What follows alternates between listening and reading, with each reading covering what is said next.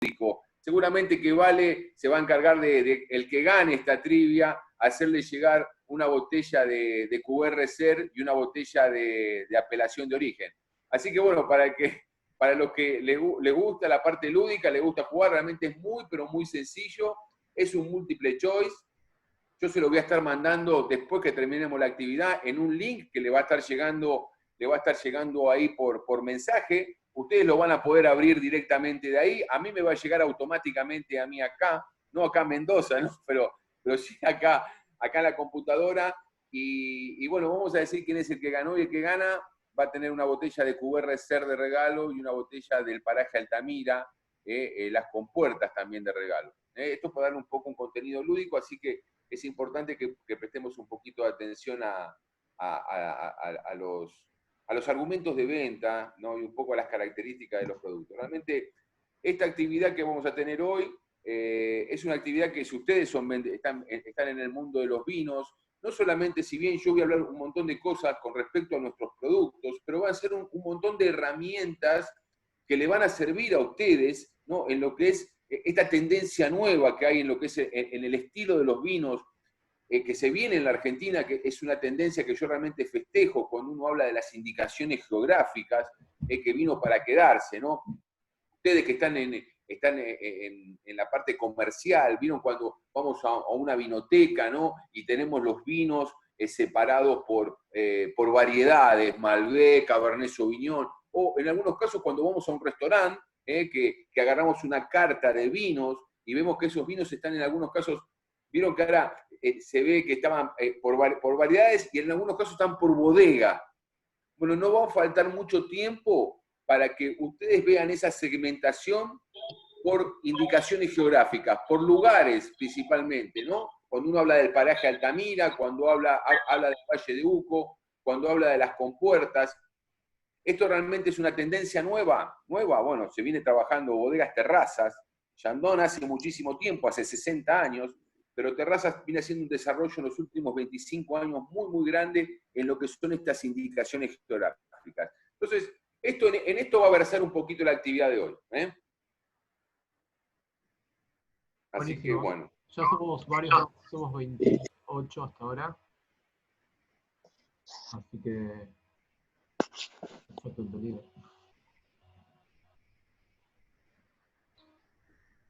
Muy bien. ¿Son todos, chicos, son todos de acá de lo que es Buenos Aires o hay algún otro lado? Está Hay gente de todo el país. Está el chat abierto. Ah, muy bien. Sociedad del Vino llega a todo el país. Muy bien. ¿Y los chicos que están acá en esta actividad son de todas partes del país? Sí, básicamente Qué es copado. una red de revendedores y la idea es acercarle el vino a todo el Muy mundo. bien. Acá tenemos gente de Venezuela, Merlo, ahí está el chat. Muy Santiago. bien, muy bien. Bueno, yo ando mucho, bueno, salvo en este contexto de ahora, ¿no? Pero en realidad me dedico mucho a viajar. eh, eh, me voy a presentar porque realmente, claro, estaba esperando que entren todos, pero le voy a contar que, bueno, mi nombre es Alejandro Peña, yo soy el líder del canal de ventas especiales de Moet Hennessy Argentina. Trabajo en el mismo área que trabaja Vale, que Vale, aparte de ser mi amiga, también es compañera, es colega, porque ella también es sommelier. Y bueno, hace casi ya más de 18 años que estoy en la compañía y me dedico principalmente a lo que es el canal de ventas especiales. Por eso le estaba contando que, digamos, soy de viajar mucho, en hacer actividades por todo el país. Y bueno, sería bueno, a veces capaz que le puedo decir a Vale en algunos viajes para que se puedan sumar a alguna actividad que hago cuando voy al interior. Le pase un Sí, poquito a la gente. Sociedad del Vino hay 10.500 personas en el sistema, así que está, ¿Ahora? no, en este momento somos, Ah, las conversaciones somos menos, pero está bueno que ponerle valor a la gente bueno, que tuvo la oportunidad de sumarse hoy y eso, pero es una red muy grande y está creciendo mucho y justo, nada, primero, de mi parte, señor Vino, agradecerles por el tiempo y por haberse sumado. A nosotros nos aporta mucho, nada, mucho conocimiento y nos permite poder vender los vinos poder acercarse a la persona de una manera diferente. Entendemos que las condiciones ideales es probar el producto, pero bueno, la vida, esta nueva normalidad nos complica un poco y estamos de acuerdo con vos que más adelante sería súper interesante poder juntarnos a probar algo. Me parece muy bien lo que decís y quiero decirte que de parte nuestra, tanto de Valeria como de parte mía, contá con nosotros para esto. En algún momento, bueno, podemos empezar por lo que es la parte de lo que puede ser AMBA o lo que puede ser GBA. Y bueno, yo en el momento que viaje al interior, que viaje a las distintas provincias, podemos pasarle a Vale la agenda y alguno de los chicos que se quiera sumar en alguna actividad que le interese están invitados. Esto quiero que lo sepan, que no va a haber ningún problema. Excelente, muy bueno. Por lo menos para la degustación, el portfolio nuestro es un portfolio muy grande. Cuando Sí. uno habla de Moet Hennessy Argentina, principalmente habla que es parte de este grupo de marcas de super lujo que es Moet Hennessy Louis Vuitton, ¿no? Como el grupo de marcas de super lujo más importante del mundo, ¿no? Cuando hablamos de Dom Perignon, La Clicquot, Moet Chandon, Ruinart, Cru, no solamente eso, digamos, lo que es el portfolio, cuando uno habla del famoso Chateau Yquem, que es el vino más caro del planeta, también es el vino blanco más caro del planeta, también es un vino del grupo. Y bueno, un poquito en esto también le quería contar, ¿no? Porque aparte de hacer una actividad de comunicar y de hablar un poco de fichas técnicas, quería contar un poquito una historia, ¿no? Que es un poco la historia de Chandon acá en la Argentina, que me parece que es muy importante, que viene de la mano de los pioneros, ¿no? Digamos, y de alguna manera vinimos acá a hacer burbujas, ¿no? Y por eso nos enfocamos principalmente esta bodeguita que ustedes ven atrás. Yo digo bodeguita, me llega a escuchar Diego River, me mata.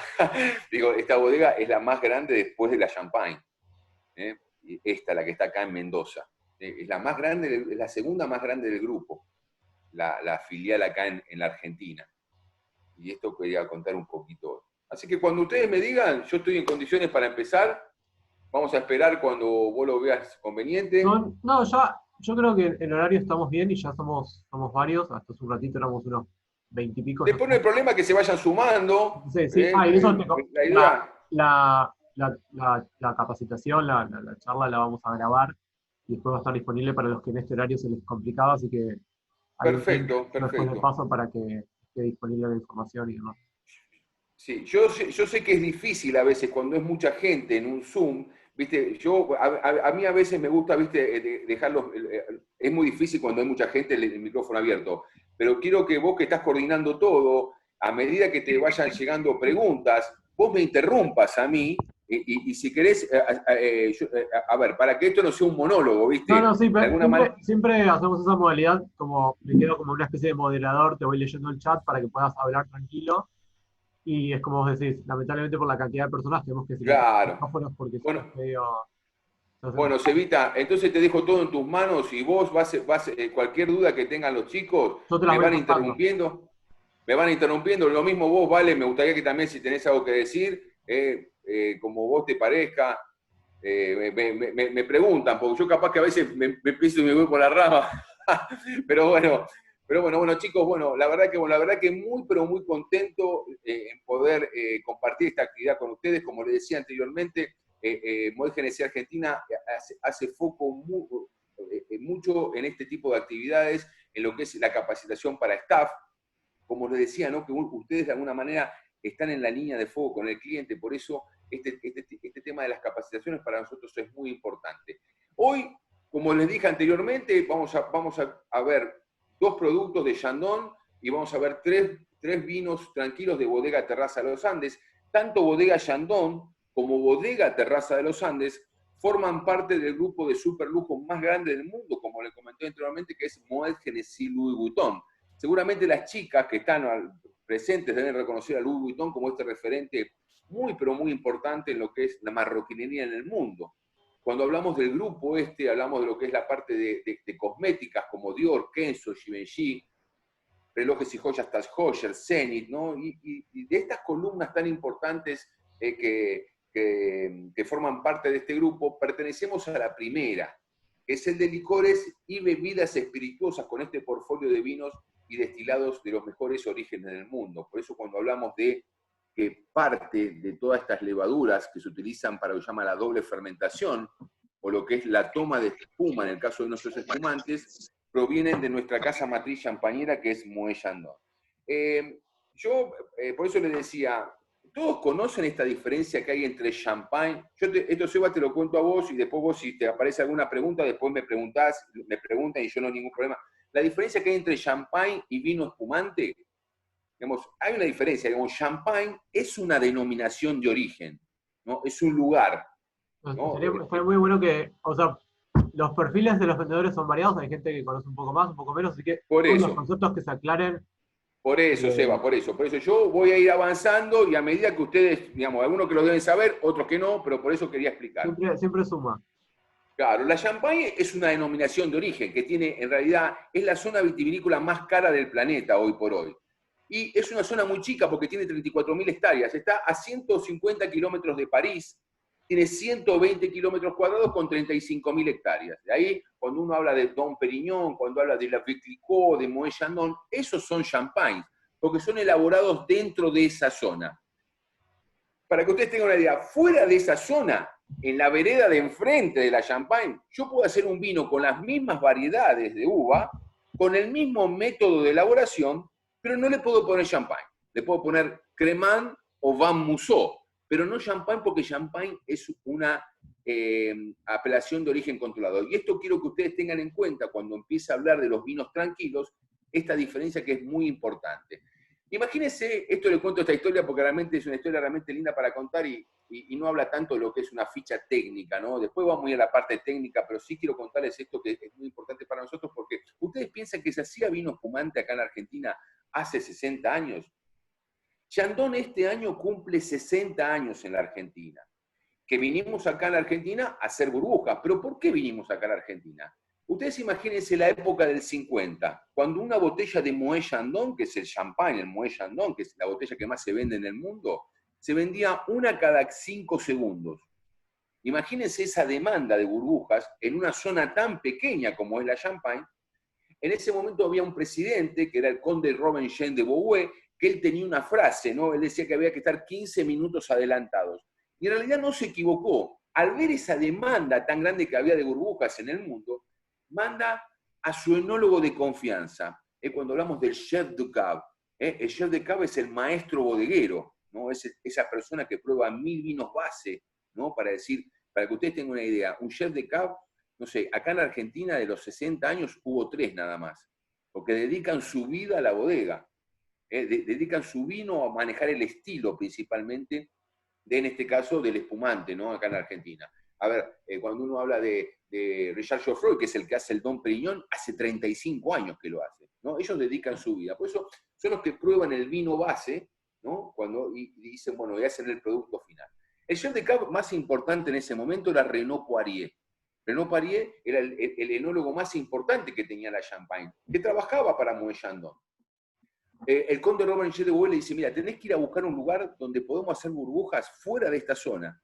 Y acá se sabía que en la latitud, en esta latitud, una latitud sur, cuando hablamos de los vinos del Nuevo Mundo, ¿no? Porque cuando hablamos de la parte de la latitud, lo que es la parte del norte, es esta zona de los vinos del Viejo Mundo, cuando uno habla de Alemania, de Francia, de España, ¿no? De Italia, ¿no? La parte acá, lo que es la parte de Chile, Argentina, Uruguay, Nueva Zelanda, Australia, Sudáfrica, es la línea, esa franja de los vinos del Nuevo Mundo. Porque, bueno, la vitis vinifera, que es la especie para vinificar, nace de manera silvestre en estas partes.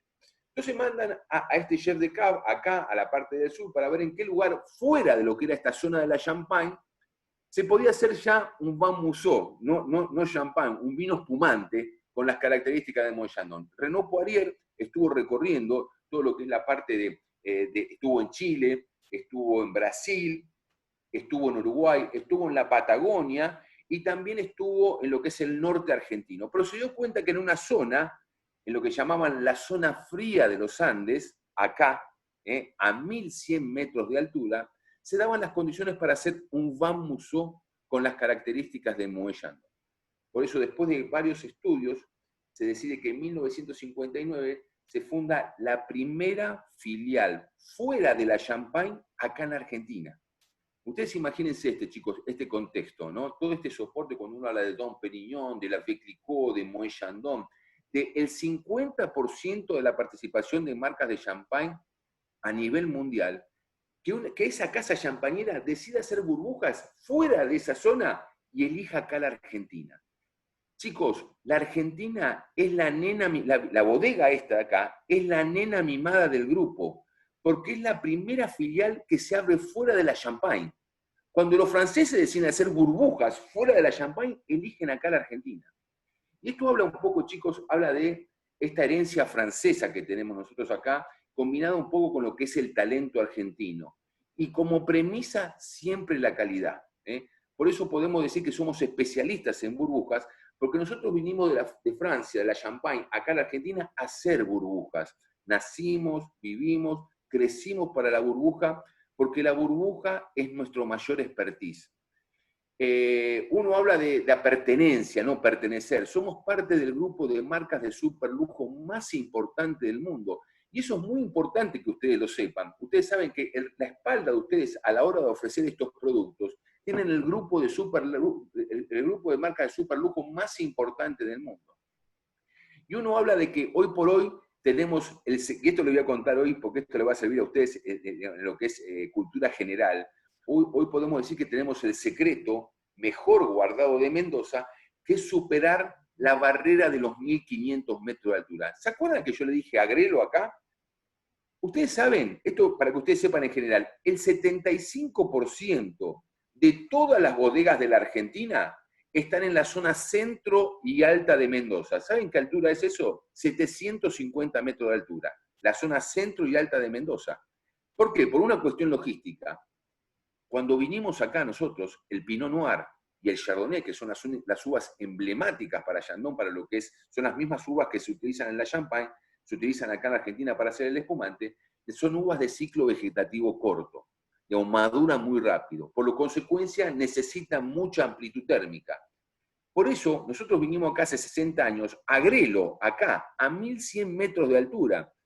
Imagínense 60 años, acá, no había nada. A ver, lo que había era nieve, no había ni siquiera medios de comunicación. Realmente era una cosa de pioneros venir a plantar uvas en esta zona. Por eso, contarles que nosotros hoy por hoy tenemos el secreto mejor guardado de Mendoza, que es superar la barrera de los 1.500 metros de altura. Tenemos los viñedos más altos de Mendoza, la finca El Espinillo a 1.600 metros de altura, Cepas del Plata a 1.500 metros de altura, porque necesitamos uvas principalmente para que la uva tenga una maduración lenta. Acuérdense, chicos, esto es en líneas generales, que la uva tiene que tener una maduración lenta, porque es cuando hacemos un asado. ¿Vieron cuando cocinamos un asado que le ponemos mucho fuego? ¿Qué pasa? Se quema por fuera y queda crudo por dentro, se arrebata. Lo mismo pasa con la uva. Le doy mucha temperatura, mucha sol, y me queda un grano grande, con poca concentración aromática y muy diluido. Por eso la uva tiene que tener una maduración lenta. Y para eso que busco la gran amplitud térmica, que la busco en la altura. Esto cuando hablamos un poco de lo que es el secreto mejor guardado de Mendoza. Y le puedo decir que sí somos pioneros. Pero ¿por qué somos pioneros acá en la Argentina a la hora de hablar de burbujas? Porque nuestros antepasados fueron pioneros.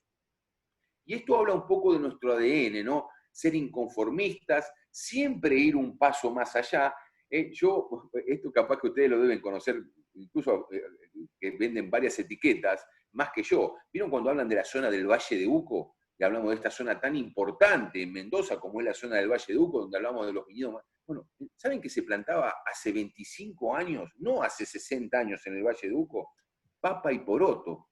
Digamos, la zona del Valle de Uco no es una zona que tenga más de 25 años en el desarrollo vitivinícola, ¿no? Y la primera finca en el Valle de Uco fue la finca Caicayén, de donde salen estos productos. Estamos hablando en el Valle de Uco a 1.200 metros de altura. ¿Y saben cómo nos decían en ese momento? Aventureros. Porque claro, estábamos allá arriba, que no había nada, y después, ¿saben cómo dice David Graham? Dice, my walking is my shoes.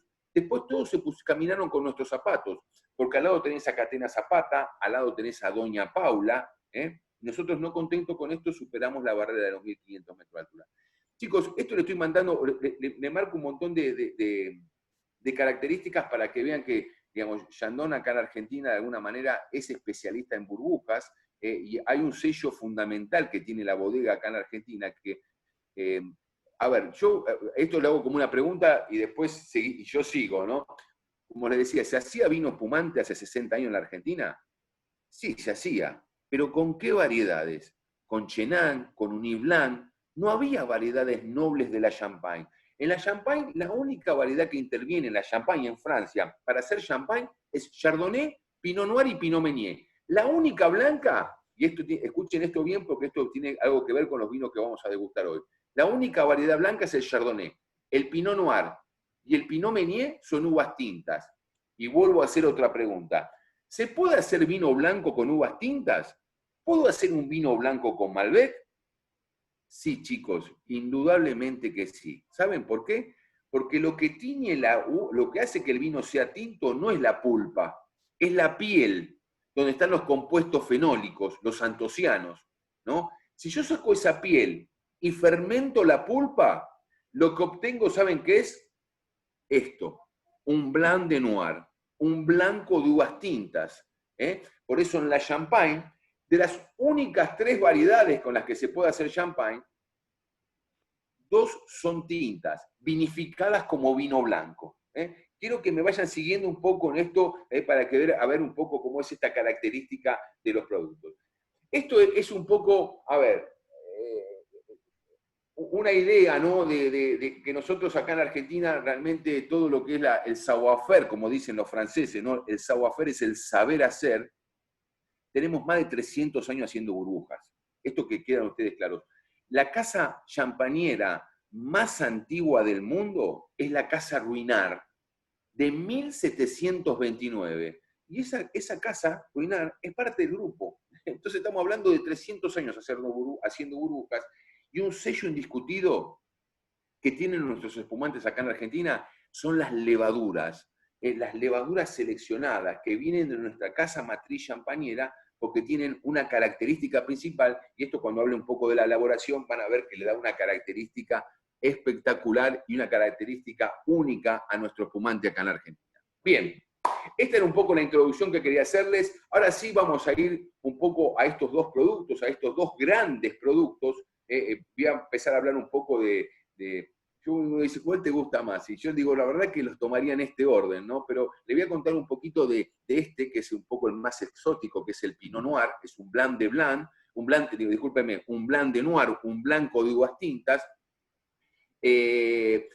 Principalmente cuando yo hablo de un poco de este producto, hablamos de un Blanc de Noir, es un producto que es complejo y potente, ¿no? Elaborado 100% con uvas Pinot Noir, con uva tinta, como les decía, vinificado como vino blanco, ¿no? Y podemos decir que tiene una potencia, una estructura, ¿no? Que representa bien lo que es la característica del varietal. Pero ¿por qué digo esta potencia y estructura? Porque está hecho con uva tinta. Y por consecuencia, la uva tinta es bastante más estructurada en boca, ¿no? Yo ahora vamos a hablar un poquito de lo que es la característica y también vamos a hablar un poco de maridaje de este producto. Vuelvo a hacer otra pregunta. Vuelvo a decir que esto le va a servir, chicos, en línea general a todos ustedes. ¿Sabemos cómo se hace un vino espumante? ¿Sabemos cómo se hace la burbuja en un vino espumante? Y esto quiero aclararlo un poquito ahora, que existen 2 métodos de elaboración para hacer un vino espumante. Uno es un método natural. A ver, métodos existen más de 10, pero hablamos de lo que son hablamos de un método natural y un método artificial. Por ejemplo, ¿cómo sería un método artificial? Ustedes ubican el sifón Drago ese, bueno, imagínense que yo agarro un sifón Drago, le pongo un vino blanco, saco un vino, le pongo un vino, o un vino tinto en ese sifón Drago, le pongo gas carbónico, tengo un vino espumante. Eso sería una manera artificial. Ustedes que están en el mundo del vino tendrían que saber que la mayoría de los vinos frisantes, no todos, pero la mayoría de los vinos frisantes acá en Argentina son gasificados. No es el caso del vino espumante en la Argentina. ¿Por qué? Porque está prohibido por ley. Tiene que ser de manera natural. La burbuja tiene que ser propia del vino. ¿Y cómo hago para que este vino tranquilo, este Pinot Noir, que está vinificado como vino blanco, porque le saqué la piel y fermenté la pulpa, tenga burbujas? Y esto quiero que ustedes, si están ahí, que se lo anoten, porque esto realmente es algo importante, porque no es que lo diga yo, sino que lo dice el Instituto Nacional de Vitivinicultura. Imagínense que el chef de cave prueba distintos vinos base y hago para que tenga, lo pongo adentro de una botella. ¿Qué tengo? A ver, puede ser que tenga, en este caso es un varietal, porque es 100% Pinot Noir. En el caso de Chandon Estrarut, que tiene Chardonnay y Pinot Noir, sería un bivarietal, ¿no? Pero tranquilo, dentro de una botella, sin burbujas. ¿Cómo hago yo para que ese producto tenga burbujas? Acuérdense de esta palabra. Le agrego un licor que se llama licor de tiraje. ¿Qué es? ¿Cómo se hace este licor de tiraje? ¿Sí? Ok, se ve que ahí se está sumando. ¿Cómo sería este licor de tiraje? Es parte de este vino base, más 20 gramos de azúcar, más las levaduras seleccionadas. ¿Se acuerdan que hablábamos de las levaduras que traen? ¿Por qué la levadura? ¿Qué tiene que ver la levadura acá? Porque la levadura tiene la facultad de transformar el azúcar en gas carbónico y alcohol. Es la base de la fermentación. Digamos, el jugo de uva deja de ser jugo de uva y se transforma en vino cuando la levadura transforma el azúcar en gas carbónico y alcohol. Está claro esto. La levadura no es un bichito, es un microorganismo unicelular, digamos, que no viene, a ver, no se pone. Lo que sí se puede criar en algún lugar, porque vos buscás una característica principalmente que tenga esa levadura, por eso las levaduras que utilizamos nosotros acá en Argentina, acá en Chandon, vienen de Francia, porque le da una característica que ya le voy a contar, ¿no? Al cabo de 30 días, esa levadura se va a comer en el licor de tiraje esos 20 gramos de azúcar y lo va a transformar en 6 atmósferas de presión. Chicos, para que ustedes tengan una idea de lo que es una atmósfera de presión, una atmósfera de presión es lo que nos mantiene a nosotros parados en el piso. ¿Ok? Esto está claro, ¿no es cierto? Nosotros caminamos porque tenemos una atmósfera de presión. Esto tiene 6 atmósferas de presión por ley. Después la levadura, después de ese tiempo, la levadura, como se comió todo ese azúcar y ya hizo un vino espumante al cabo de 30 días, se va a morir porque no tiene qué comer. Imagínense que esto es la levadura, se rompe la membrana de la levadura y la levadura le empieza a transmitir características propias a este vino que está dentro de la botella. Y ustedes me preguntarán, ¿qué le aporta la levadura al vino espumante? Y yo le voy a contestar de esta manera. ¿Qué le aporta la madera al vino? ¿Vieron cuando hablamos de vinos 18 meses de paso por madera, 20 meses de paso por madera? Pero ¿cuál es el aporte del vino a la madera? Aparte del oxígeno. Chicos, principalmente es aroma y sabor. Mayor sea el tiempo de ese vino dentro de la barrica, más característica vainilla, caramelo va a tener. Lo mismo hace la levadura en el vino espumante. Mayor sea el tiempo en contacto con las levaduras, la levadura le va a dar características propias de la levadura a ese vino que está dentro de la botella. Nosotros con Vale estamos presentando la cosecha del Dom Perignon, hoy por hoy, que es la cosecha 2009, escuchen chicos, 2009. Ustedes dirán, ¿cómo 2009 en el 2020? Sí, ¿saben por qué? Porque el Dom Perignon tiene 10 años en contacto con las levaduras. 10 años antes de que llegue el vino a tu boca. ¿Por qué? Porque la levadura... ¿Y por qué nosotros buscamos levaduras de ese tipo? Porque le da una característica a pan tostado, a fruta seca, a pan brioche, a nueces, almendras. Esa es la característica que buscamos nosotros en el fumante y es un sello indiscutido en este Blanc de Noir.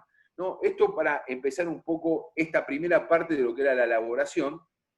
Vamos a ir un poco a lo que es la característica, cuando hablamos un poco de la característica organoléptica, para que esto en realidad ustedes se lo puedan, de alguna manera, si tienen que comentarlo, sería bueno que ustedes lo sepan. Yo pienso que igual, Vale, sería bueno que vos después las fichas técnicas, sería bueno que se las pases a los chicos, para que ellos lo tengan y todo esto que estamos hablando ahora, que realmente es una sola página lo que hay que pasarle de cada uno, y que ellos tengan una carpetita y que les sirva como consulta. A ver, ¿qué me había dicho Alejandro? Bueno, principalmente, chicos... Las podemos subir los PDFs al link donde está la capacitación grabada, si está todo junto y... bueno. Sí, bueno, ya las tienen los chicos. Bueno, me parece bárbaro. Bueno, perfecto. Ahí hubo alguna preguntita, si querés, antes de pasar. Yo no te quería interrumpir, ¿querés leerlas, Vale? Por favor. Léelas, adelante, Sebastián. Bueno, hay varias, pero justo que estaba esperando para hacer una... Bueno, preguntan si estos espumantes son Charmat, los que estabas hablando recién, que estabas Bien, mostrando. Y básicamente las que leí se referían al método de elaboración. Método, sí. Perfecto. Por eso, como después seguiste hablando, pero bueno, lo repasamos. Ok, ok. Yo quería, bueno, hablábamos un poco de, principalmente en líneas generales, lo que es la toma de espuma. Esto en cualquier tipo de métodos, es de la manera que le acabo de contar. Si bien formas de elaborar espumantes hay más de 10, las más conocidas a nivel mundial es el método Champenois, como el que estaban nombrando ustedes, que es el método tradicional, y el método Charmat, ¿no? Vamos a hablar esto, bueno, para desmitificar un montón de cosas. ¿Hay un método que sea mejor que el otro? No. En realidad son métodos que tienen características distintas. Casi lo que es el 80% del portfolio de Bodega Chandon es método tradicional. Pero principalmente el producto que más se vende, que es el Chandon Extra Brut, es el método Charmat. Pero bueno, estos productos que tenemos acá son los dos métodos tradicional. Y no solamente que método tradicional, sino que tienen 24 meses en contacto con las levaduras. Estamos hablando de un producto con mucho tiempo en contacto con las levaduras. Esta es la característica que le da esta parte a lo que es la fruta media confitada, a lo que es la almendra, el pan tostado. Esto viene principalmente del aroma secundario de los vinos, que es este tiempo en contacto con las levaduras. Quiero que ustedes sepan esto para que ya que está muy interesado con lo que es el método de elaboración, el método que se utiliza en la Champagne, por ley, por apelación de origen, es el método Champenois, el método tradicional, que es como se hacen estos productos. Que en realidad, si yo quiero un producto que tenga esta característica, esta complejidad al pan tostado, a la almendra, seguramente que este va a ser va a ser el método de elaboración más adecuado para este producto. Pero si yo quiero un espumante con una característica a lo que es más la fruta, más frutal, más fresco, no hay mejor que el método Charmat para lo que es la elaboración. ¿Por qué? Porque el método Charmat, la toma de espuma se hace en un tanque de acero inoxidable que es realmente hermético, ¿no? Y el contacto de la levadura con ese vino que está dentro de la botella es mucho menor, por consecuencia le resalta la intensidad de fruta.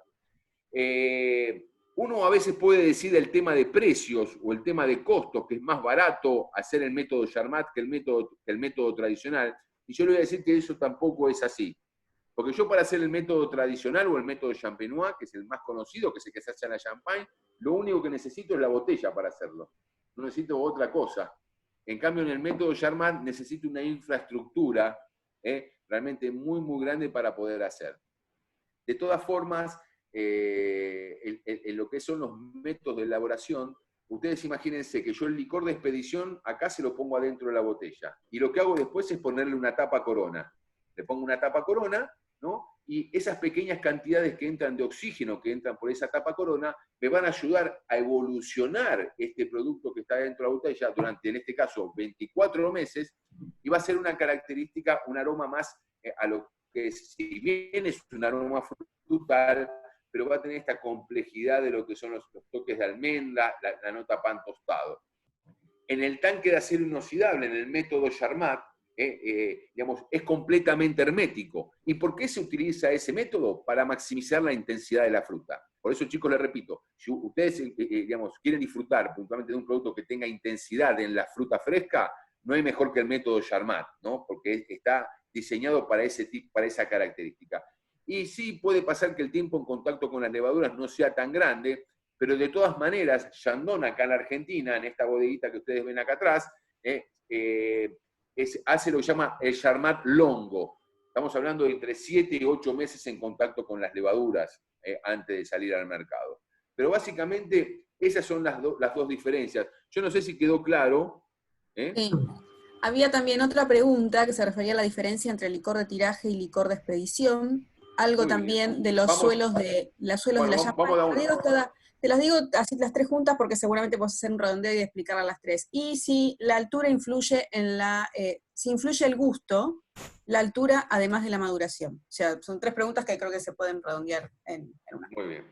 Bueno, vamos a hablar un poco de esto, de lo que cuando hablábamos de la elaboración, hablábamos del licor de tiraje, que es principalmente es el licor que hace que este espumante tenga burbujas. ¿Se acuerdan que les dije?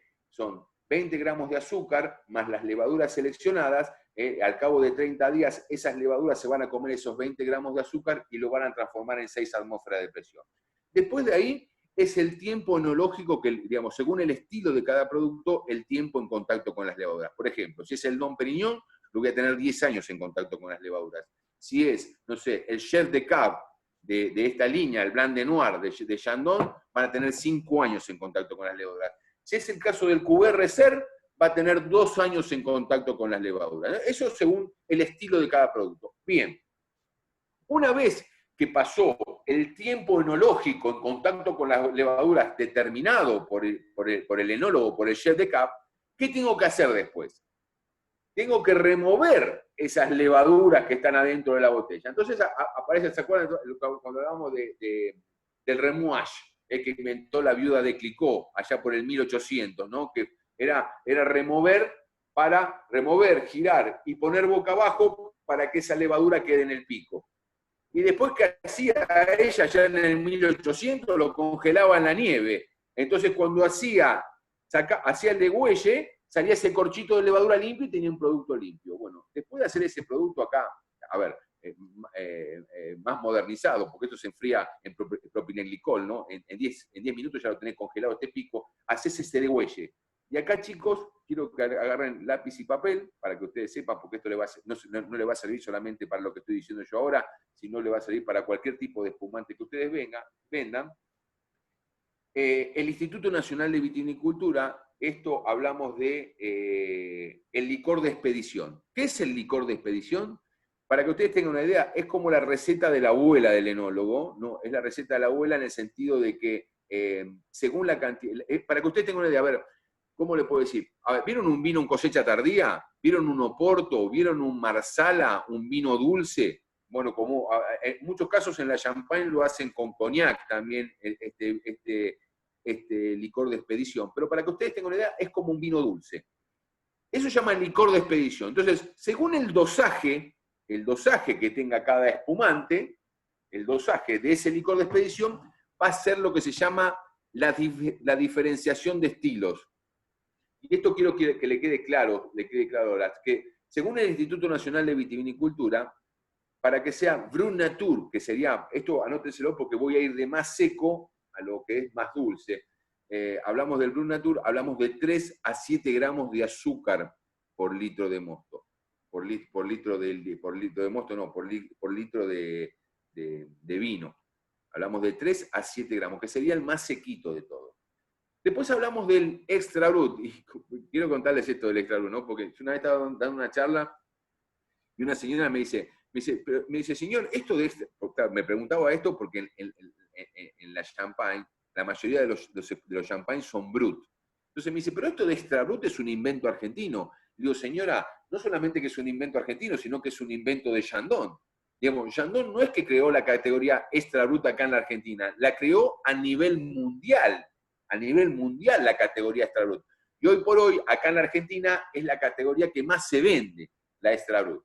La Extra Brut tiene de 7 a 11 gramos de azúcar por litro de ese licor de expedición. Quiere decir que no es tan seco como el Brut Nature. Después de esa categoría, después viene el Brut Nature, viene el Extra Brut. ¿Después cuál viene? El Brut. Que el Brut tiene de 11 a 15 gramos de azúcar por litro. Que Brut quiere decir seco, quiere decir que sigue siendo seco. No tan seco como un Extra Brut, pero sigue siendo seco. Después, chicos, seguramente que acá llega a veces la confusión, cuando uno habla del demi-sec. El demi-sec parece que es el más seco. No, el demi-sec es el más dulce. El demi-sec va de 16 a 40 gramos de azúcar. Nosotros reconvertimos esta categoría de demi-sec con el lanzamiento del Delice. No sé si alguno lo recuerda, uno que se combina con hielo y con distintas pil, que es una botella, una etiqueta celeste con naranja, que se utiliza así como trago. Se revolucionó la categoría, es la segunda categoría más vendida hoy por hoy en Chandon, que es también del grupo. Y después nos vamos a la categoría dulce, que son los de más de 40 gramos de azúcar. y en eso también revolucionamos la categoría con el aperitif. El aperitif, que también es un espumante compuesto, con que con bitter de naranja. Pero esto para que ustedes sepan. ¿Quedó claro, chicos, esto? Lo que es el licor de expedición, que es un vino dulce, y es el dosaje que se le pone a cada espumante para hacer la diferenciación de estilos. Vuelvo a repetir. Hablamos del Brut Natur, hay más secos, hay Brut, pero acá no hay muchos. Hay más secos, que son los ZD, que son 0 dosage, que no tienen nada de licor de expedición, pero acá no es lo más común. Yo no lo quiero confundir con esto.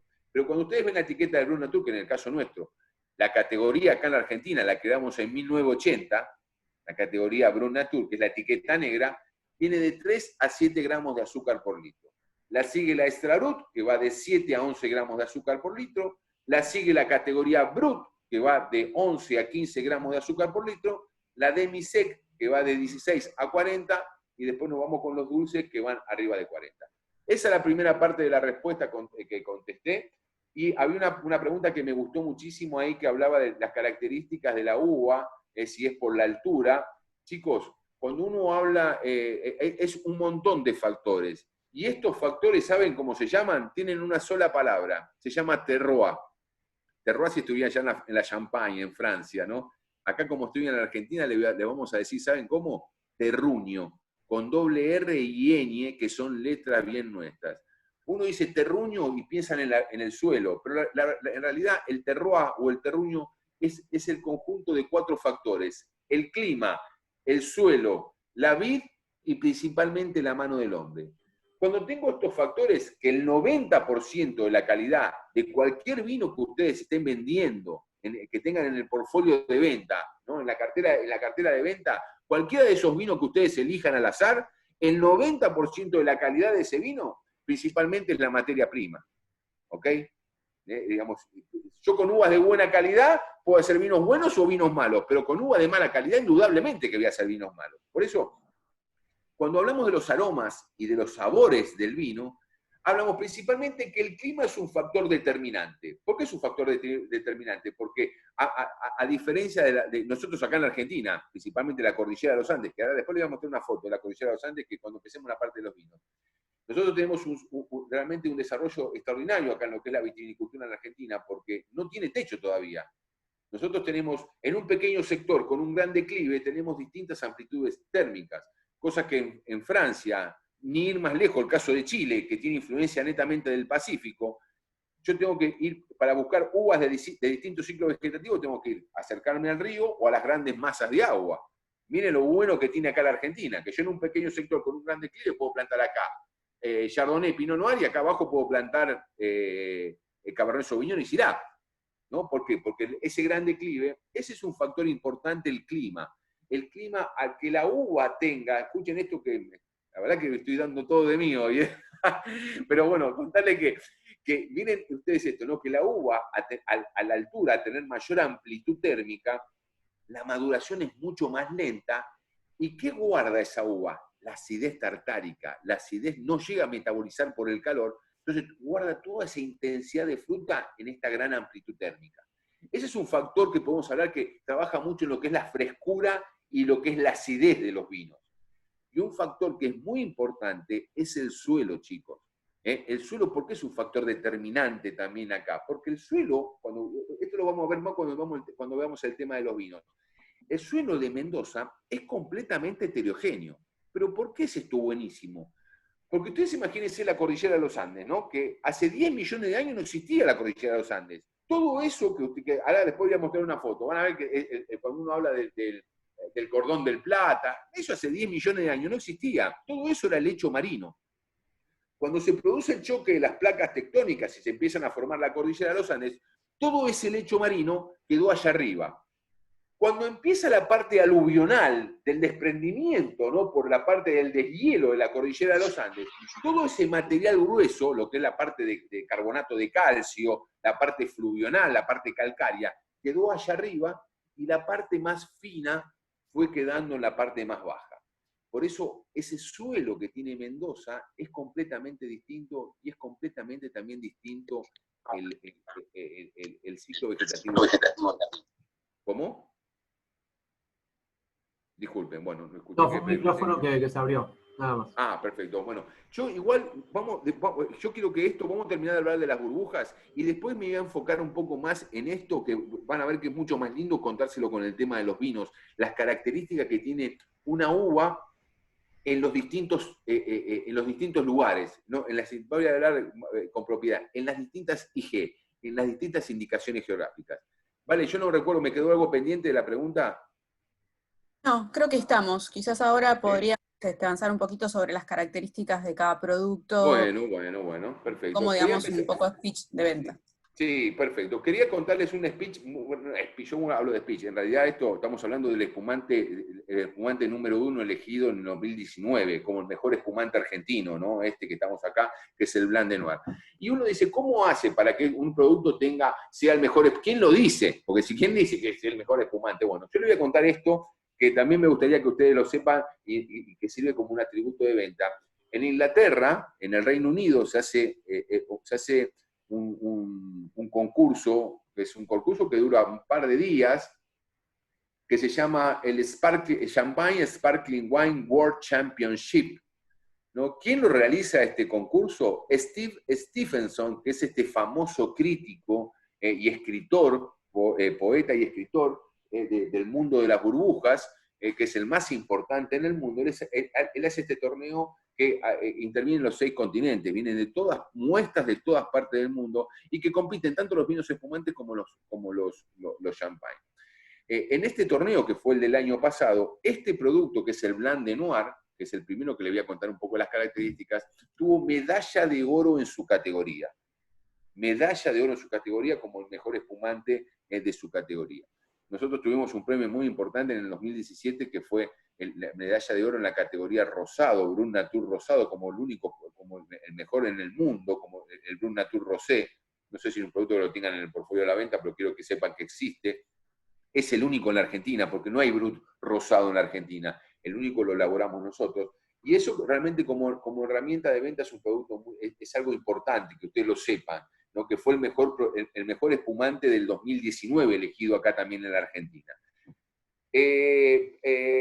Hablar una característica un poco de lo que es la composición, hablábamos, es 100% Pinot Noir este producto, ¿no? Acá es 100% uva tinta vinificada como blanco. ¿Se acuerdan? Como decía, le saco la piel, que es lo que le da el color a los vinos, y lo que fermento es la pulpa.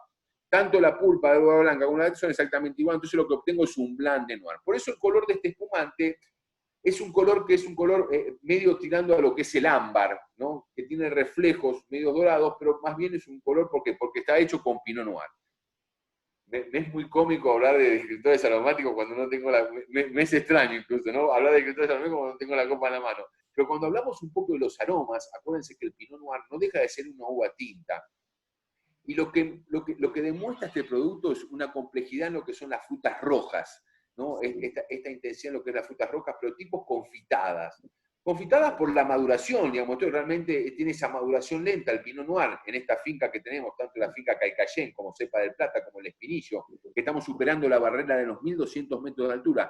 Todo viñedo ABC1 para lo que es el cultivo de esta burbuja, de esta uva, disculpe, y que la característica en lo que es el aroma, este tiempo prolongado en contacto con las levaduras, ¿se acuerdan lo que dije? Que la levadura le daba aroma y sabor, esta nota de pan tostado, de almendras, de pan brioche, incluso a veces me dice, che, este vino tiene madera, tiene ese aroma medio tostado que en realidad es por la levadura y el tiempo prolongado en la levadura. Y cuando hablamos un poco de lo que es la parte táctil del producto en la boca, ¿se acuerdan que es un vino de uva tinta? Por consecuencia es un producto estructurado, tiene una estructura realmente interesante, pero esta maduración que tiene este vino lo que le da es equilibrio y redondez. Es un vino muy redondo en boca.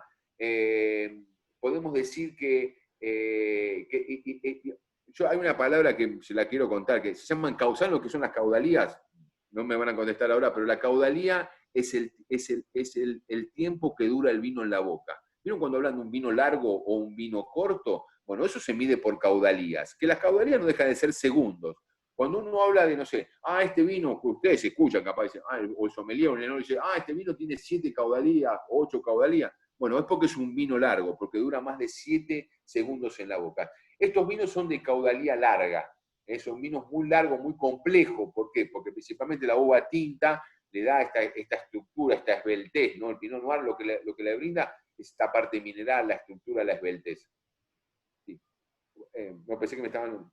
Y bueno, vamos a pasar un poco rápidamente, porque realmente hay un montón de productos para degustar y para degustar, para conocer, y no quería detenerme solamente en este. Pero cuando uno habla del tema del maridaje, que es algo importante, imagínense que el espumante, chicos, en líneas generales, la burbuja, es muy fácil de maridar. Es mucho más fácil de maridar con el vino.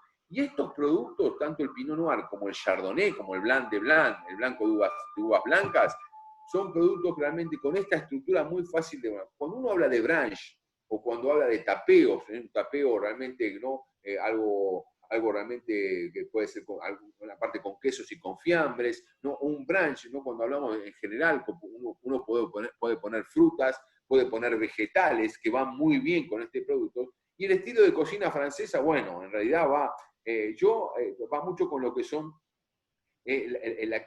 las comidas tipo como hablamos de cocina tradicional, algo de larga cocción, ¿no? En este caso hay un montón de cocinas. Yo no quiero ponerme a nombrar de cocina francesa porque uno digamos, tiene que hacer algo global cuando habla del tema del maridaje. Pero sí podemos hablar de pastas con vegetales, eso va muy bien, ¿no? Con la textura, una salsa con hongos, realmente combina muy bien con pasta, y bueno, todo lo que es el maridaje, lo que puede ser frutos de mar, ¿no? Los frutos de mar van idealmente con este tipo de productos.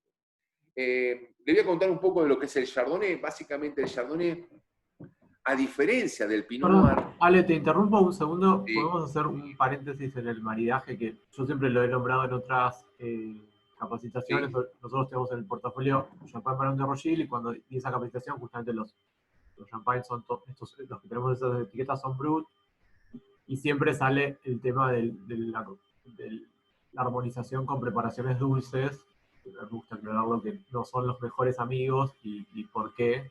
Está bueno como repasar un poco.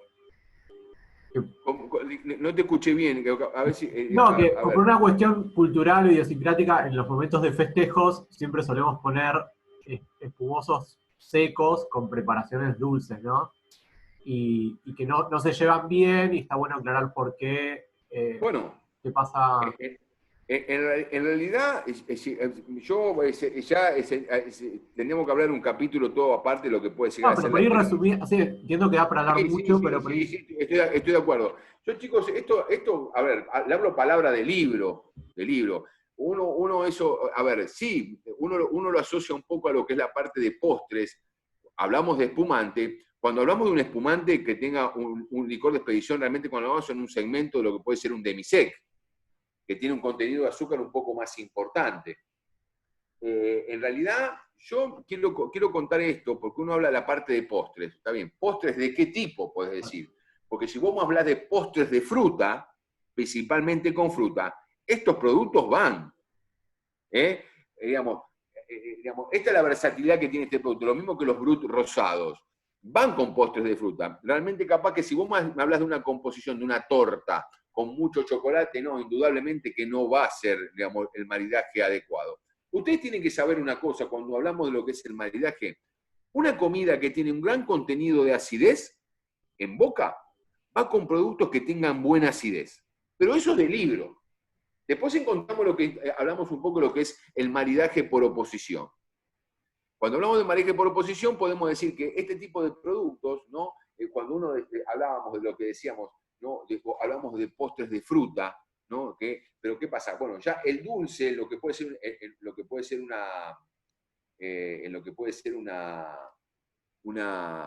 elaboración de un postre puntual, como puede ser el caso de una torta con chocolate, para poner un ejemplo, ¿no? Que dice, bueno, ¿con qué va? Sí, realmente es un producto que va a acompañar mejor un producto que tenga más contenido de azúcar en lo que puede ser el licor. Siempre hablando de burbujas, en el licor de expedición, ¿no? Pero por eso decíamos, yo cuando hablo del tema del maridaje, sí, desmitificar un montón de cosas, pero porque uno acá, el espumante lo tiene relacionado, por suerte ya no, esto era antiguamente, la gente lo tiene relacionado más con el tema del brindis, sigue estar relacionando con el brindis, pero como que uno lo come, conoce con la parte de postres, ¿no? El espumante. Pero no, en realidad no, el espumante es el más fácil de maridar. Y más estos espumantes que estamos hablando, que tienen tanta estructura que acompañan muy bien lo que son comidas.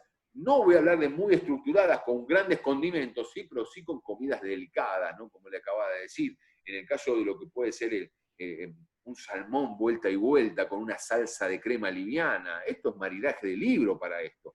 Por eso me gusta aclararlo y que justamente la gente se lleve esto de que se anime a vender el espumante para ponerlo en las comidas al principio, con pescas, con ensaladas, con platos frescos con buena acidez, y correrlo un poco de, yo decía, las situaciones de consumo donde hay mucho dulce, porque las que más básicas que se me ocurren son, no sé, la época de festejos, ¿no? Navidad, Año Nuevo, cumpleaños, que por ahí alguien se juega, compra un buen espumante, y llegan, no sé, el chocolate y la torta, y estás descorchando algo que, pobrecito... sos un genio. Sos un genio. Es terrible la explicación que diste, que es una realidad. Estamos muy de acuerdo con lo que decís vos, y esto aclaraba un poco al principio.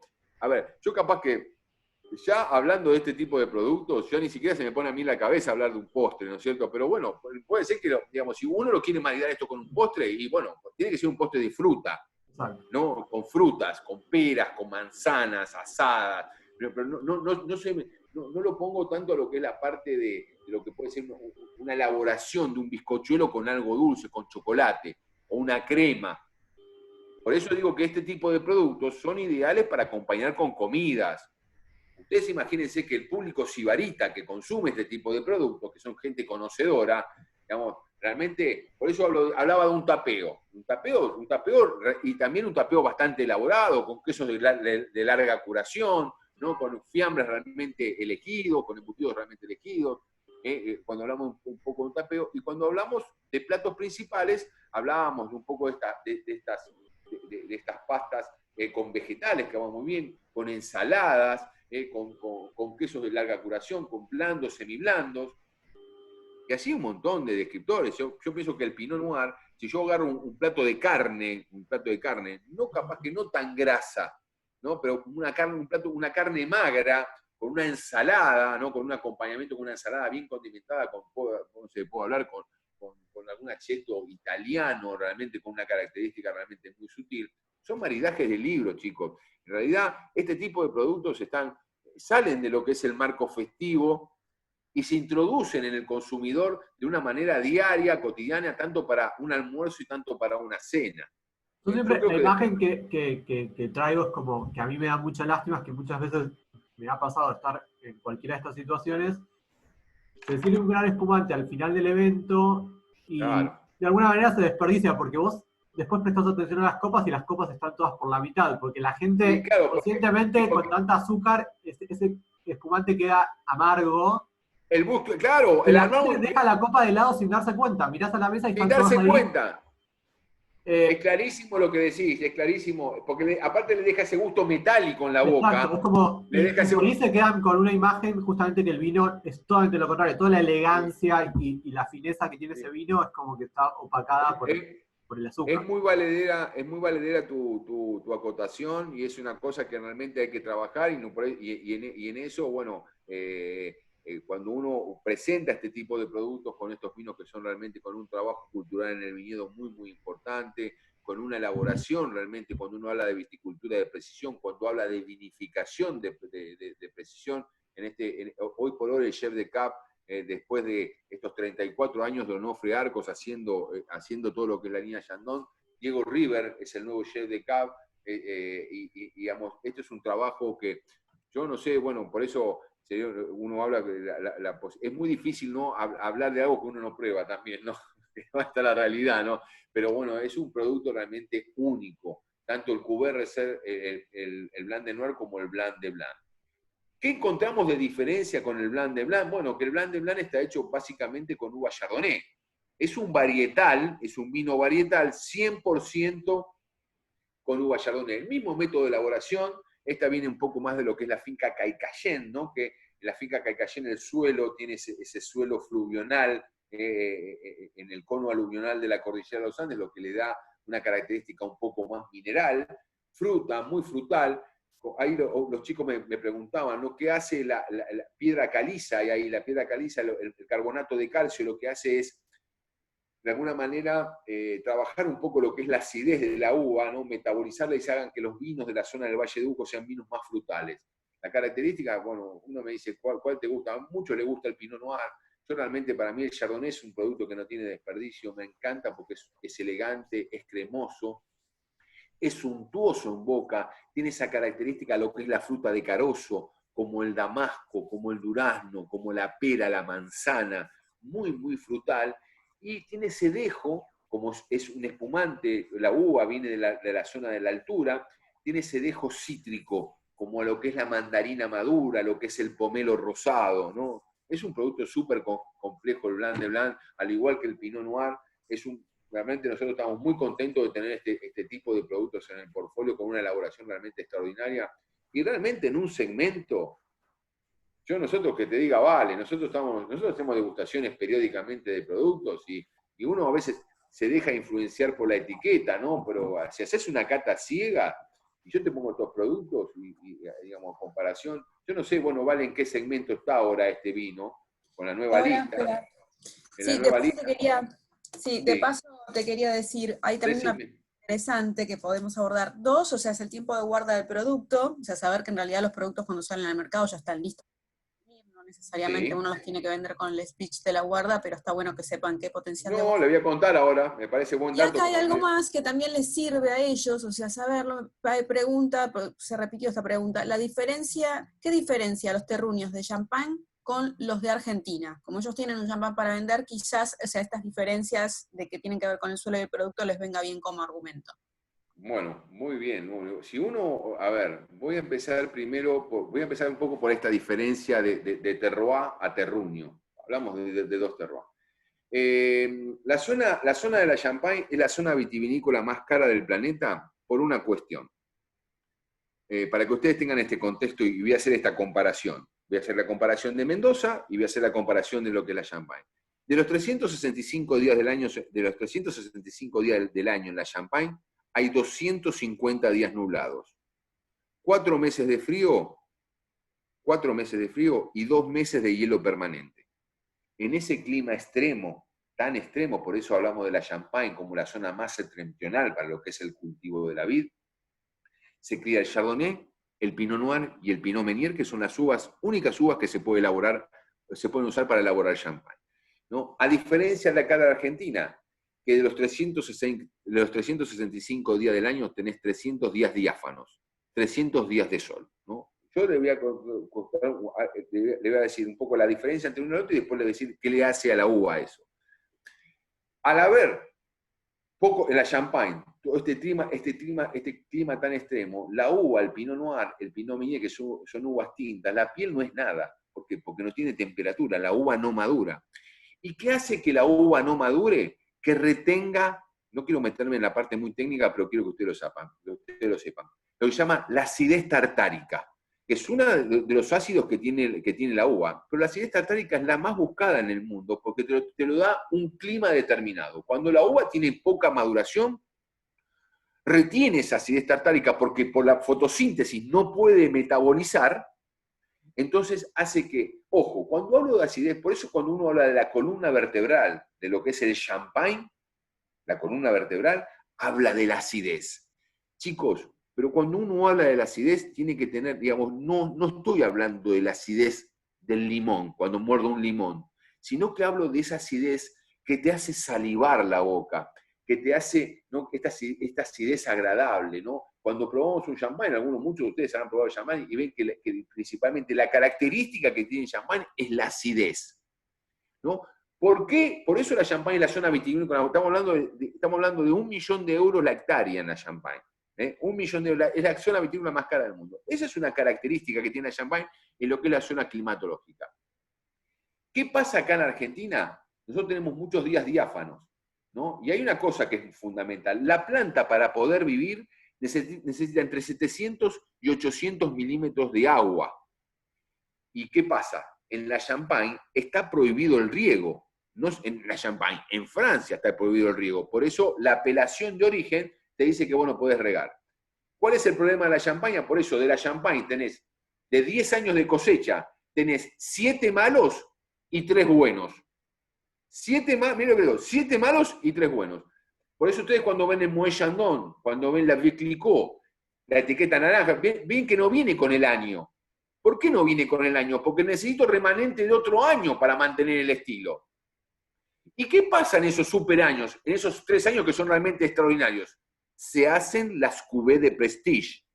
Por ejemplo, ¿cuál es la cuvée de Prestige de Moët Chandon? El Dom Pérignon. ¿Vieron que el Dom Pérignon tiene el año? ¿Por qué? Porque te garantiza que toda esa uva es de ese super año.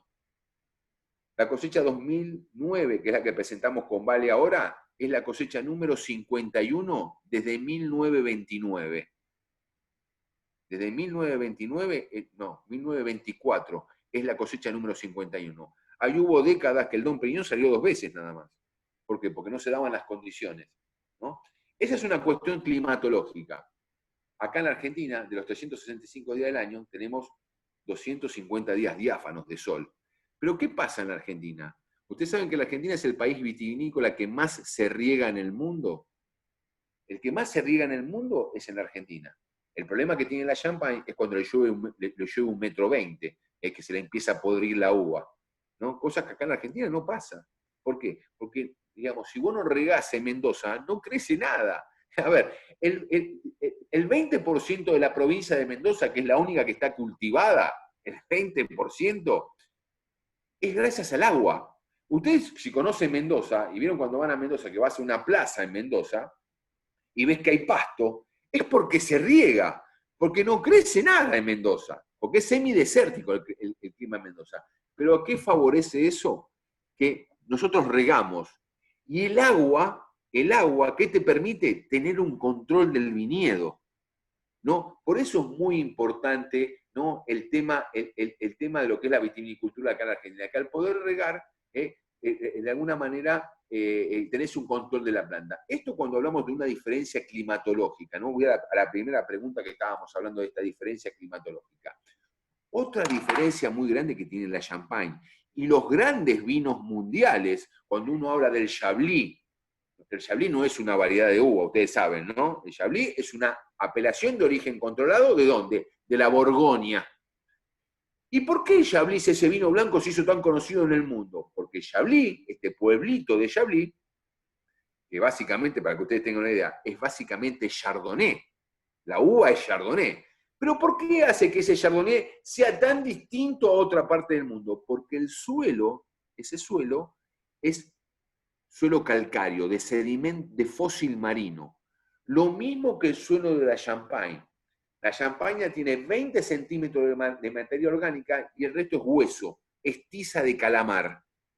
Esa es la característica que tiene, ¿no? Cuando uno habla de los crayeres de la Champagne, ¿no? Estos casi 34 kilómetros de cava subterránea. Esa característica, ¿qué le brinda a los vinos? Mineralidad, ¿no? Le da elegancia, le da un montón de características que se lo da solamente este suelo. Nos volvemos a Mendoza. ¿Se acuerdan que yo dije de Mendoza? Que en la cordillera de los Andes no existía? Que era lecho marino. Por consecuencia, las fincas que tenemos nosotros en la altura, la de 1.600 metros y 1.500 metros, tienen suelo calcáreo. Por eso nosotros nos fuimos allá arriba para hacer burbujas, para buscar la característica y la mineralidad que le da ese suelo. No sé si quedó claro esta comparación. Si quieren, la reformulamos mientras le voy contestando la pregunta del tiempo en contacto con las levaduras y la guarda potencial.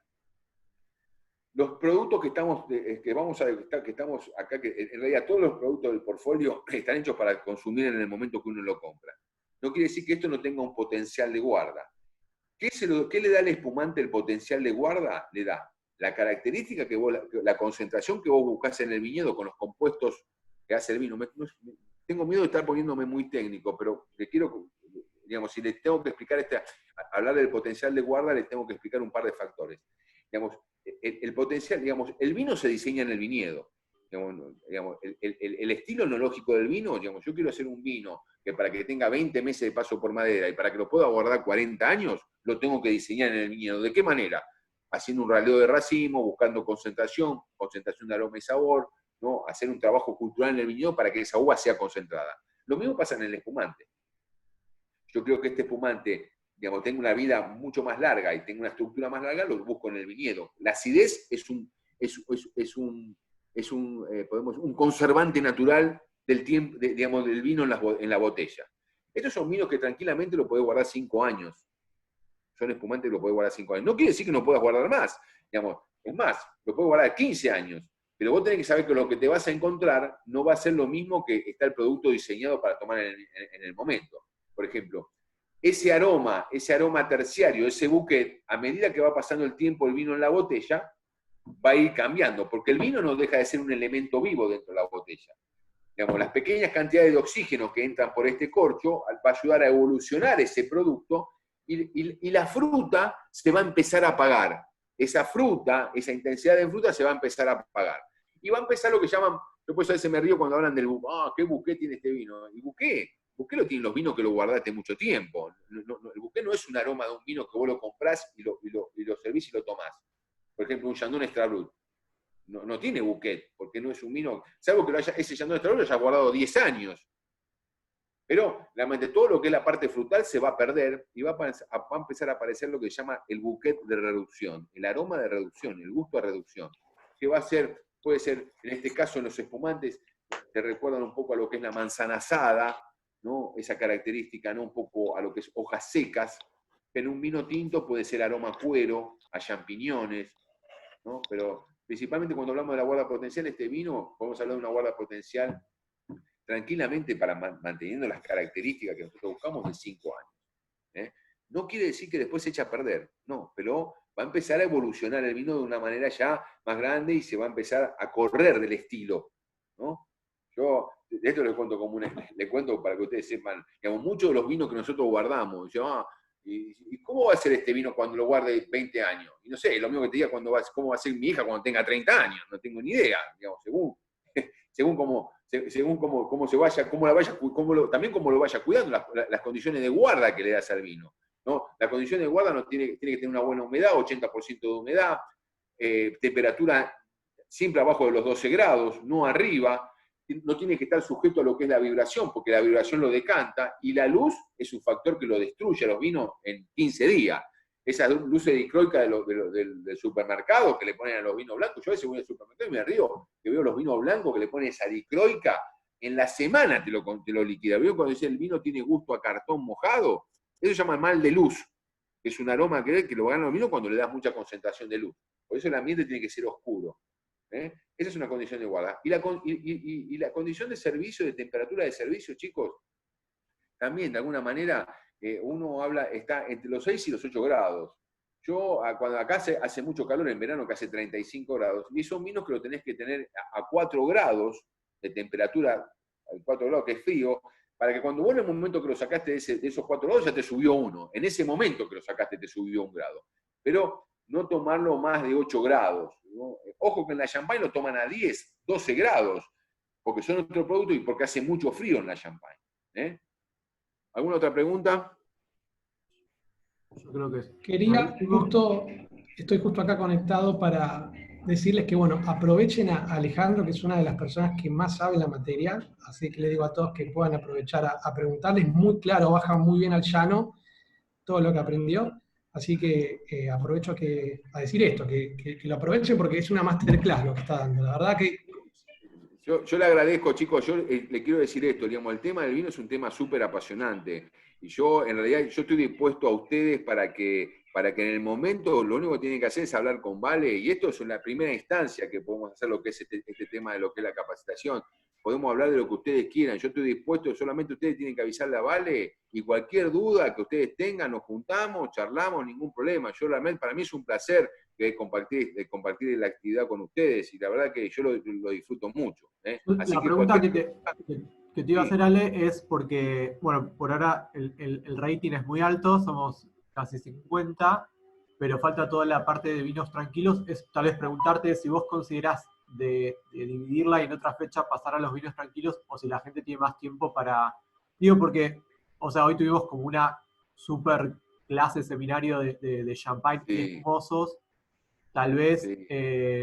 podemos... Yo me parece, dependiendo de lo que vos pienses y la disponibilidad me de la parece gente, que va a ser lo mejor, ¿eh? Me parece que va a ser lo mejor porque realmente hay un montón de cosas para por ahí podemos contarle. terminar. Hay algunas consultas nuevas sobre espumante acá en el chat, lo Sí, podríamos leer sí. como Vamos a, o sea, porque la verdad que fue súper interesante Tenés razón también y apruebo lo que vos decís, me parece que va a ser lo mejor que nos juntemos en el momento que coordinamos ustedes por ahí digan. una fecha la semana que viene y hacemos la parte de Sí, terrazas de los Andes y me nos parece, dedicamos me un parece capítulo extraordinario. entero a vinos tranquilos.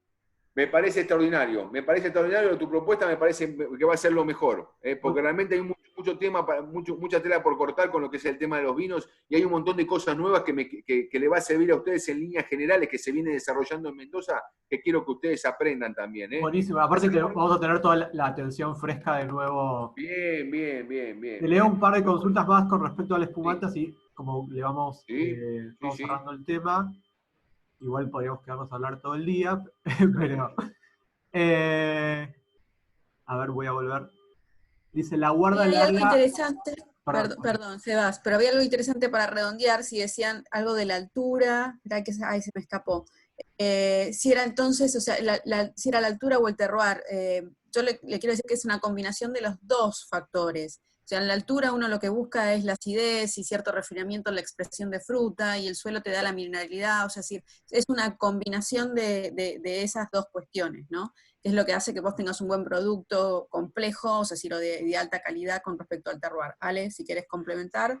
No, perfecto lo que dice Vale. Yo lo que quiero que ustedes tengan claro es una cosa, que cuando uno escucha esa palabra terroir, que es esta palabra francesa, o terruño acá en la Argentina, no habla solamente del suelo. El terroir son 4 factores. Es el clima, el suelo, la vid y la mano del hombre. Eso es el terroir.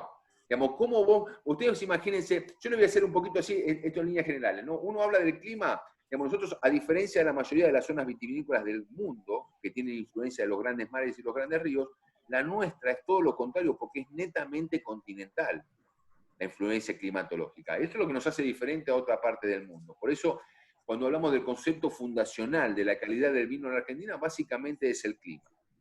Este factor que decíamos, otro factor, cuando hablamos de lo que le dije el clima. ¿Cuál era el otro factor? El suelo, ¿no? El suelo, esta diferencia que le contaba, ¿no? Los suelos con distintas características hacen que los suelos pobres, por ejemplo, el suelo de la zona de lo que es la parte baja de Mendoza, ¿no? La raíz tenga que ser profunda para absorber toda la parte de los nutrientes, y hace que esa característica, combinado con el suelo, tenga ese Malbec de esa zona baja, sea distinto al Malbec de la zona alta, por ejemplo, o el espumante, o el Pinot Noir, o el Chardonnay, para que ustedes tengan una idea de esta diferencia.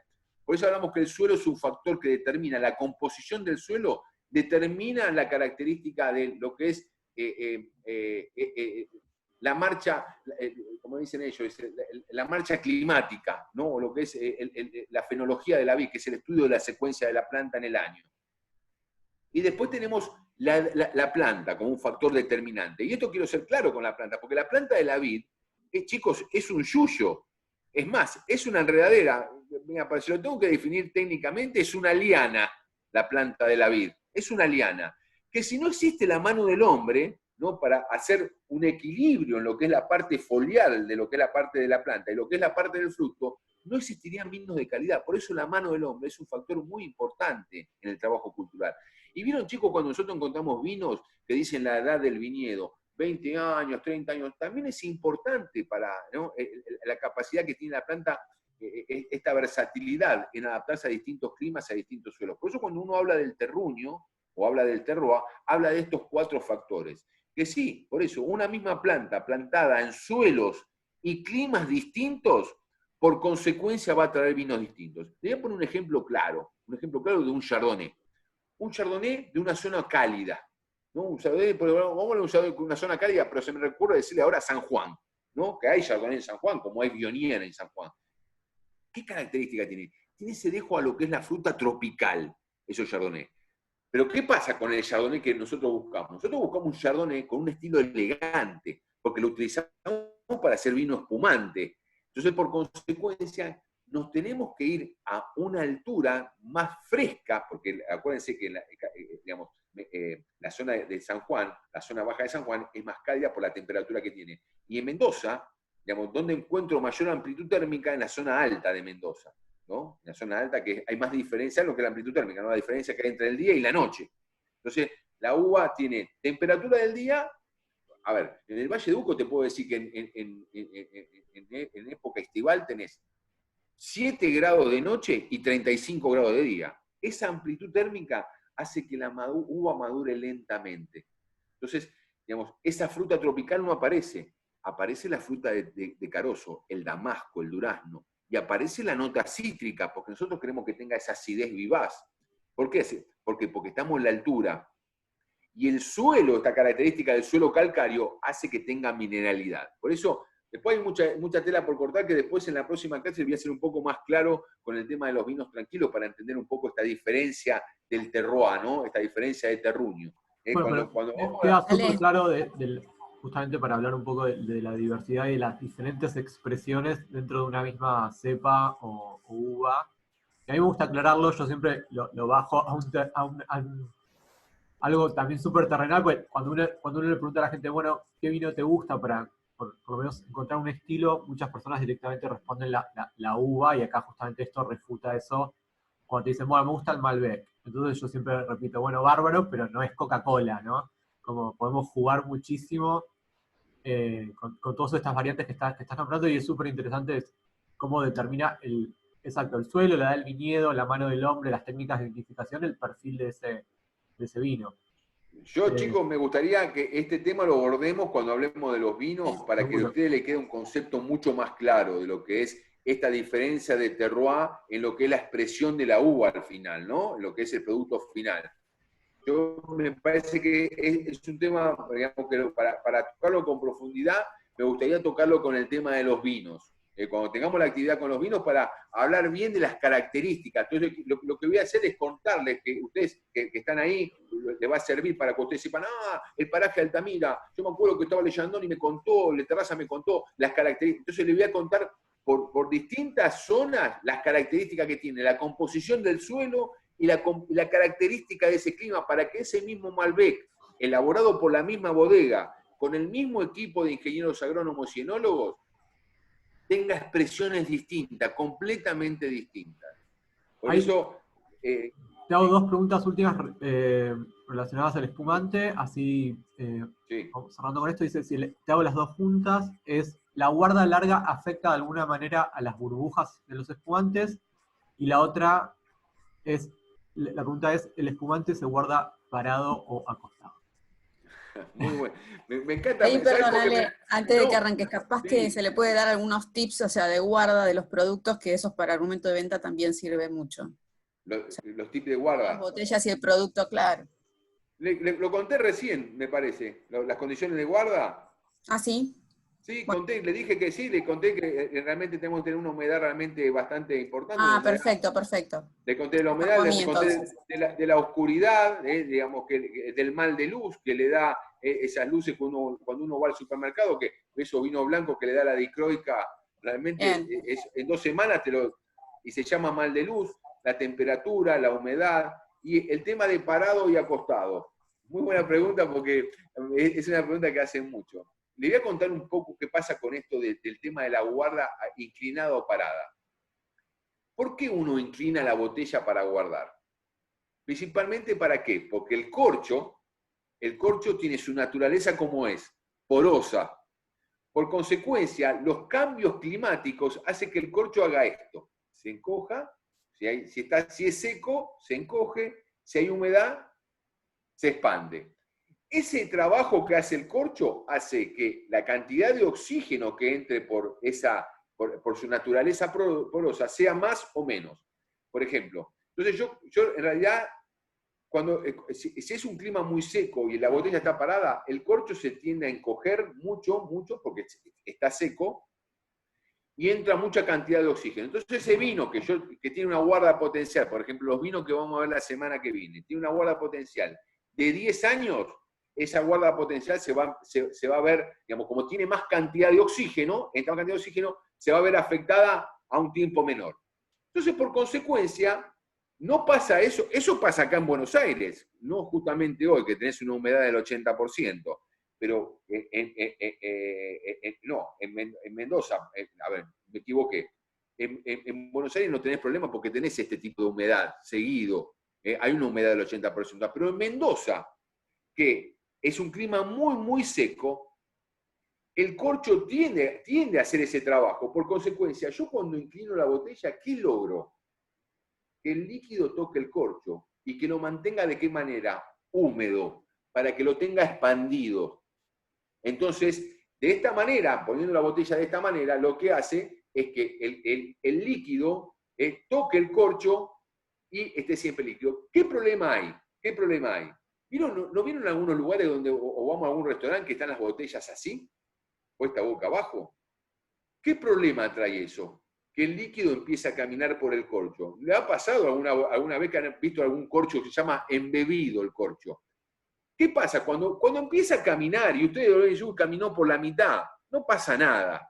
Pero cuando ven que camina hasta la punta, puede ser que no le haga nada, como puede ser que se empiece a enfermar el vino por ahí. Que ¿se va a enfermar con qué? Con las bacterias acéticas, ¿no? Que le dan ese gusto, lo va a empezar a vinagrar al vino, ¿no? Por eso el riesgo de ponerlo boca abajo, ¿no? Que empiece a correr el líquido por el corcho. Por eso lo ideal es esta, y si yo lo puedo poner así, capaz que toque un poquito el líquido del corcho va a ser bueno porque, para que lo mantenga húmedo.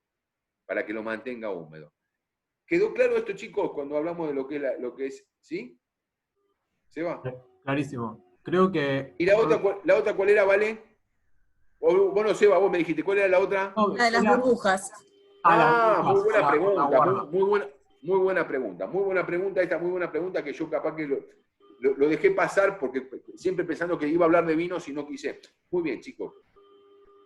Uno habla, vieron que hablamos, dice, no, esta es la burbuja, porque la burbuja, y hablamos de no, esta burbuja fina, ¿no? Y cuando hablamos del rosario, ¿no? Ese rosario que sale de la botella, ¿no? Ese rosario, y hablamos de la corona, y hablamos de la parte visual del vino, del espumante o del champagne. Esto para que ustedes tengan el espumante y el champagne, la burbuja se mide en la boca. Se mide en la boca. Tanto el Dom Pérignon como este producto que tenemos acá, tienen las mismas atmósferas de presión, que son, ¿se acuerdan que les dije? 6 atmósferas de presión. A ver, ¿qué pasa? Una vez que se hizo la toma de espuma, si yo hablo, por ejemplo, del Dom Pérignon, que tiene 10 años en contacto con las levaduras, y un Chandon, que tiene 8 meses en contacto con las levaduras, porque el estilo es mucho más fresco, es mucho más frutal, esa burbuja, ¿no? En ese tiempo tan prolongado en contacto con las levaduras, se va a hacer parte más física del líquido. Y que al hacerse parte más física del líquido, es menos perceptible en la boca, ¿no? A diferencia de un producto que tiene menos tiempo en contacto con la levadura, que vos la levadura la vas a notar mucho más en la boca, ¿no? Pero esto, digamos, no es que la burbuja sea más grande o sea más chica, sino pues pasa por esta característica que la burbuja se hace parte más física del líquido, ¿no? Esto por un lado. Y uno cuando siente, dice, no, pero este tiene más burbuja que el otro. No. ¿Saben por dónde pasa eso? Pasa por el vino base. Digamos, según el assemblage del chef de cave, ¿no? Según la característica que pongo más Chardonnay, más Pinot Noir, eso también va a jugar en la parte táctil de la burbuja en la boca. Lo que sí, le voy a decir, bueno, yo esto le quiero contar como cuando me hablaban de la guarda potencial, y yo le quiero contar esto como que me pasó a mí, acá, donde estamos acá ahora, ahí atrás. Está la oficina de Hervé, ahí atrás, que es el director de enología. Hervé Scott es el director de enología de Chandon, y es el que trabajó codo a codo con Richard Geoffroy haciendo el Dom Pérignon. Digamos, era la mano derecha de Dom Pérignon, de Richard Geoffroy, de Richard Geoffroy haciendo el Dom Pérignon. Él hacía el Dom Pérignon con Richard Geoffroy. Entonces yo un día estaba hablando con él y me dice, no, porque estuve probando Dom Pérignon del 66. Yo no le decía nada. Me dice, yo estuve probando Cru del 34. Y yo digo, y hasta me daba vergüenza preguntarle, digo, Hervé, discúlpeme, pero ¿tenía burbujas eso? Y él me mira y me dice, Me dice, no, me dice, algunas, me dijo. Por eso cuando uno habla que a medida que va guardando el vino mucho tiempo, indudablemente que la burbuja tiende a perder un poco más de expresión. Pero no quiere decir que sea un determinante que el producto esté en malas condiciones para consumirlo. Digamos, si yo busco una evolución, si busco un producto evolucionado, si busco, a ver, en este producto lo guardo 5, 6, 7 años, quiero buscar ese gusto a manzana asada, no voy a pretender que tenga la misma burbuja, pero ¿qué pasa? ¿Por qué? Porque la burbuja se hace parte más física del líquido. Entonces, no es que pierda la burbuja, sino que la burbuja se va a hacer parte más física del líquido y se va a ir perdiendo, se va a ir perdiendo un poco más en la boca, como un producto más joven. No sé si quedó claro un poco esto que le quise contar, ¿no? A medida que sea el tiempo en contacto con la levadura más grande, la burbuja se va a hacer parte más física del líquido. Por eso va a ser menos perceptible en la boca. Cuando el producto es muy joven, es muy fresco, cuando hablamos de 8 meses en contacto con la levadura, uno la burbuja la siente de alguna manera un poco, la puede sentir más porque es un producto más joven. Pero esto en líneas generales es así. También pasa por otros factores, por lo que es el graso del licor de expedición. Los productos que tienen más contenido de azúcar en el licor de expedición, la burbuja es menos persistente en la boca, porque por el graso de ese licor, por el graso del azúcar. Hay un montón de factores que determinan, ¿no? Yo creo que está todo súper claro. Tuvimos una clase magistral de espumantes y champán.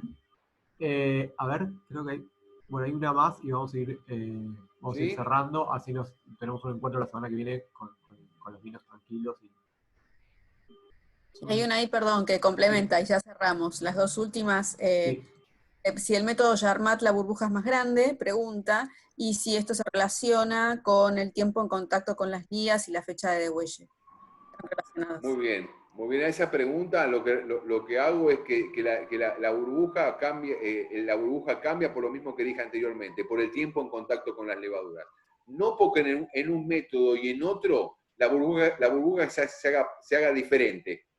No se hace diferencia, porque la atmósfera, digamos, el licor de tiraje, ¿se acuerdan que le contaba? Es exactamente la misma fórmula para lo que es el licor de expedición como para lo que es el método tradicional como lo es para el método Charmat. Digamos, es exactamente lo mismo. Lo que pasa es que hacer un ambiente un poco más hacer totalmente hermético, lo que se busca en el método Charmat es esta intensidad en fruta. La burbuja la podés sentir un poco más que en porque este tiene 2 años en contacto con las levaduras. Por consecuencia, la burbuja se va a hacer parte más física del líquido, a diferencia, en el caso de lo que es el método Charmat, ¿no? Que la burbuja, al hacer un producto, que como yo busco un producto que tenga intensidad en fruta fresca, no tiene sentido que lo ponga 2 años en contacto con la levadura, porque yo lo que quiero maximizar es la intensidad de fruta. Por consecuencia, es un producto que tiene 7 meses, 8 meses en contacto con la levadura. Quiero ser claro con esto, que la ley acá en la Argentina dice que para hacer un método Charmat tiene que tener 3 meses. Digamos, nuestro Charmat es longo. Nosotros nunca 3 meses. El Extra Brut tiene entre 7 y 8 meses en contacto con las levaduras, ¿no? En el tanque de acero inoxidable, para que le dé esta característica que nosotros buscamos al pan brioche, al pan tostado, que es muy notable en nuestros espumantes, ¿no? Acá me pregunta si tengo Instagram. Disculpen, yo sí, tengo Instagram, pero te voy a contar cuál es mi verdadera pasión. Mi verdadera pasión es, yo corro en bicicleta, ¿no? Y me dedico a hacer bicicletas retro. Te voy a pasar, mi Instagram es Ale Rainmaker. Ale Rainmaker. Y lo van a ver, tengo cosas de vinos, todo de vino, pero también lo van a ver linkeado mucho con bicicleta, lo mío. Pero sí, tengo, y cualquier consulta me pueden hacer ahí, chicos, sin ningún problema. Yo me voy a poner los lentes porque ahora sí, para leer lo que... No, bueno, Mariela, la verdad que un placer que hayas compartido la actividad con nosotros. La verdad que te agradezco mucho. Y estoy a su disposición cuando ustedes quieran. También, bueno, a Hernández... gracias por la capacidad. Bueno, a María Lucila también, te agradezco, María Lucila, gracias. La verdad que fue un placer compartir la actividad con ustedes. a Mariela también, a Maxi. Yo, lo único que tienen que hacer es, chicos, la verdad que es un placer, la verdad que la pasé muy, muy bien. Seba, te quiero agradecer porque manejaste realmente a vos. Vamos a coordinar para una próxima, si la semana que viene tenés disponibilidad algún día, vamos a hacer la continuación, la segunda parte. Ahí también, sí, a la Nina también. Yo te quiero agradecer, Sebas, porque la verdad que manejaste la actividad realmente de manera impecable y yo sé que es muy difícil a veces manejar con tanta gente. Bueno, a Valeria, que es mi amiga y mi compañera, también agradecerle por esta oportunidad. Y quiero que sepan una cosa, que pueden contar con nosotros cuando ustedes quieran, chicos, para cualquier tipo de cosa. Nos juntamos ahora que la tecnología nos permite que nos podamos juntar en Zoom.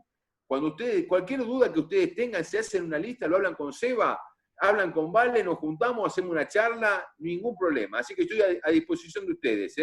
Muchísimas gracias. Yo te agradezco de parte de todas las personas de Sociedad del Vino, fue súper interesante y más que completa.